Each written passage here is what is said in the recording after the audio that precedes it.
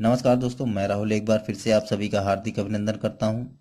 दोस्तों, आज मैं आपको बताऊंगा सर्वप्रथम गणेश भगवान की ही पूजा क्यों होती है किसी धार्मिक अनुष्ठान या शुभ कार्य से पहले। पर इससे पहले दोस्तों, अगर आपने हमारा चैनल सब्सक्राइब नहीं किया है तो प्लीज़ कर लो मित्रों, क्योंकि ये बिल्कुल निःशुल्क है, बिल्कुल फ्री है दोस्तों। हाँ दोस्तों, इसके लिए आपको कोई भी चार्ज या शुल्क नहीं देना होता, और इसका एक फ़ायदा यह भी है कि मैं जब कभी अपने YouTube चैनल पर कोई ऐसे रोचक तथ्य या पौराणिक कथा अपलोड करूंगा तो ये सर्वप्रथम आपके पास पहुंची है दोस्तों, बिना किसी रुकावट या व्यवधान के। तो दोस्तों, अगर अभी तक आपने हमारा चैनल सब्सक्राइब नहीं किया है तो वीडियो के नीचे सब्सक्राइब बटन दिया हुआ है लाल कलर का, उसे क्लिक करें और हमारा चैनल सब्सक्राइब जरूर करें। आइए दोस्तों, जानते हैं ऐसा क्यों है। दोस्तों, हिंदू धर्म में किसी शुभ कार्य को करने से पहले भगवान गणेश की पूजा करना आवश्यक माना गया है, क्योंकि उन्हें विघ्नहर्ता व सिद्धि रिद्धि स्वामी कहा गया है। इनके स्मरण ध्यान जप आराधना से मनोकामनाओं की पूर्ति होती है व विघ्नों का विनाश होता है। दोस्तों, ये अति शीघ्र प्रसन्न होने वाले बुद्धि के अष्टदाता और साक्षात प्रणव रूप है। दोस्तों, गणेश का अर्थ है गणों का ईश, अर्थात गणों का स्वामी। किसी पूजा आराधना अनुष्ठान व कार्य में गणेश जी के गण कोई विघ्न बाधा न पहुंचाए, इसलिए सर्वप्रथम गणेश पूजा पर कर उनकी कृपा प्राप्त होती है। प्रत्येक शुभ कार्य में से पूर्व श्री गणेशाय नमः का उच्चारण कर यह मंत्र बोला जाता है। दोस्तों, यह मंत्र है वक्रतुंड महाकाय सूर्यकोटि समप्रभा निर्विघ्न कुरु में देव सर्व कार्येषु सर्वदा। अर्थात विशाल आकार और टेढ़ी सूंड वाले, करोड़ों सूर्यों के समान तेज वाले देव गणेश जी समस्त कार्यों को सदा विघ्न रहित पूर्ण संपन्न करें।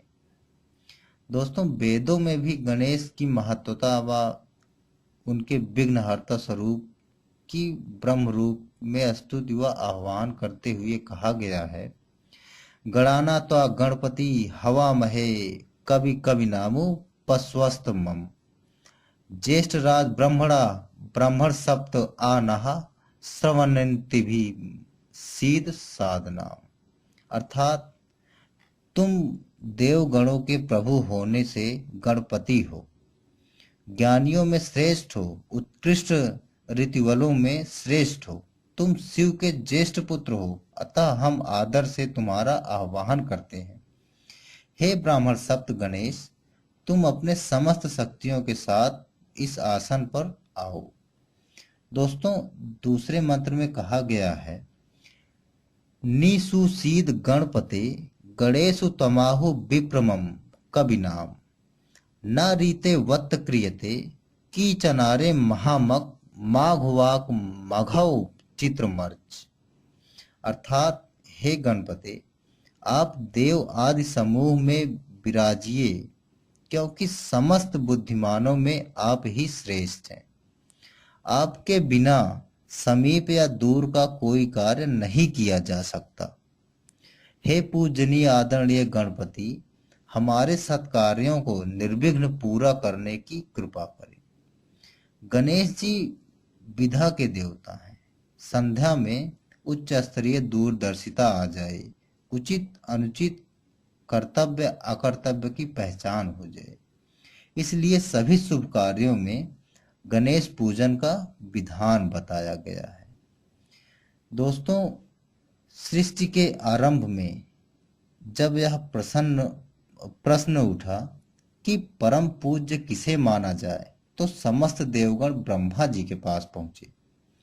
ब्रह्मा जी ने कहा कि जो कोई पृथ्वी की परिक्रमा करके सबसे पहले आएगा, उसे ही प्रथम पूज्य माना जाएगा।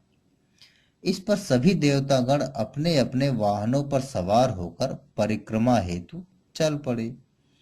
चूंकि गणेश जी का वाहन चूहा था और उनका शरीर स्थूल, तो ऐसे में वह परिक्रमा कैसे कर पाते। इस समस्या को सुलझाया देवर्षि नारद ने। दोस्तों दोस्तों नारद ने उन्हें जो उपाय सुझाया, उसके अनुसार गणेश जी ने भूमि पर राम नाम लिखकर उसकी 7 परिक्रमा की और ब्रह्मा जी के पास सबसे पहले पहुंच गए। जब ब्रह्मा जी ने उन्हें प्रथम पूज्य बताया, क्योंकि राम नाम साक्षात श्री राम का स्वरूप है और श्री राम में ही संपूर्ण ब्रह्मांड निहित है।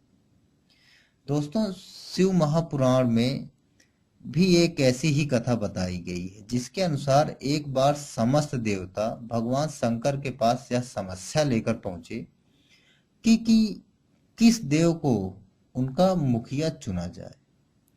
दोस्तों, भगवान शिव ने यह प्रस्ताव रखा कि जो भी पहले पृथ्वी के 3 बार परिक्रमा करके कैलाश लौटेगा, वही सर्वप्रथम पूजा के योग्य होगा और उसे ही देवताओं का स्वामी बनाया जाएगा।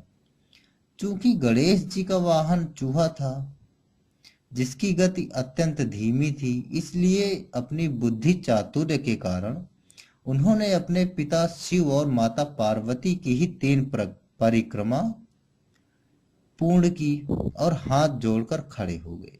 शिव ने प्रसन्न होकर कहा कि तुमसे बढ़कर संसार में अन्य कोई इतना चतुर नहीं है। माता पिता की 3 परिक्रमा से तीनों लोकों की परिक्रमा का पुण्य तुम्हें मिल गया है, जो पृथ्वी की परिक्रमा से भी बड़ा है। इसलिए जो मनुष्य किसी कार्य के शुभारंभ में पहले तुम्हारा पूजन करेगा, उसे कोई बाधा नहीं आएगी। बस तभी से गणेश जी अग्र पूज्य हो गए। दोस्तों, वराह पुराण के अनुसार जब देवताओं की प्रार्थना सुनकर महादेव ने उमा की ओर निर्निमेष नेत्रों से देखा, उसी समय में मुख रूपी से एक परम सुंदर तेजस्वी कुमार वहां प्रकट हुआ। उसमें ब्रह्मा के सब गुण विद्यमान थे और वह दूसरा रुद्र रूप जैसा था। उसके रूप को देखकर पार्वती को क्रोध आ गया और उन्होंने श्राप दे दिया कि हे कुमार, तू हाथी के सिर वाला, लंबे पेट वाला और सांपों के जनेऊ वाला हो जाएगा। इस पर शंकर जी ने क्रोधित होकर अपने शरीर को धुना, तो उनके रोमों से हाथी के सिर वाले, नीले अंजन जैसे रंग वाले अपने वस्त्रों को धारण किए हुए इतने विनायक उत्पन्न हुए कि पृथ्वी क्षुब्ध हो उठी। देवगण भी घबरा गए। तब ब्रह्मा ने महादेव से प्रार्थना की कि हे त्रिशूलधारी, आपके मुख से पैदा हुए ये विनायक गण आपके इस पुत्र के वश में रहे। आप प्रसन्न होकर इन सबको वैसा ही वर दें। तब महादेव ने अपने पुत्र से कहा कि तुम्हारे भव गजस्व गणेश और विनायक नाम के होंगे। यह सब क्रूर दृष्टि वाले प्रचंड विनायक तुम्हारे भृत्य होंगे। यद्यपि कार्यों में तुम्हारी सबसे पहले पूजा होगी, अन्यथा तुम कार्य के सिद्ध होने में विघ्न उपस्थित कर दोगे। इसके अनंतर देवगणों ने गणेश की स्तुति की और शंकर भगवान ने उनका अभिषेक किया।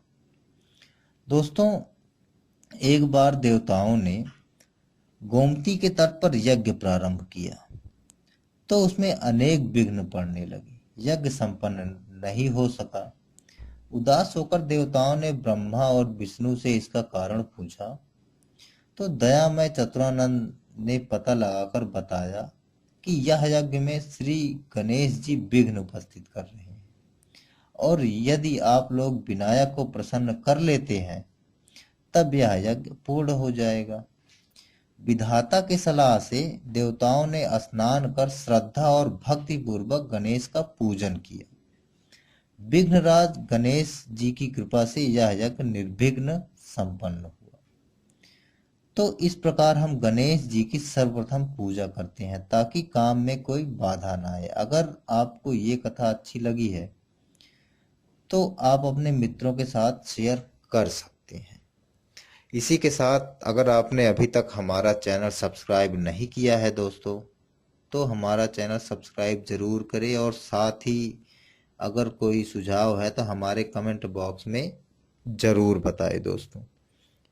इसी के साथ मैं राहुल आपसे विदा लेता हूं। नमस्कार।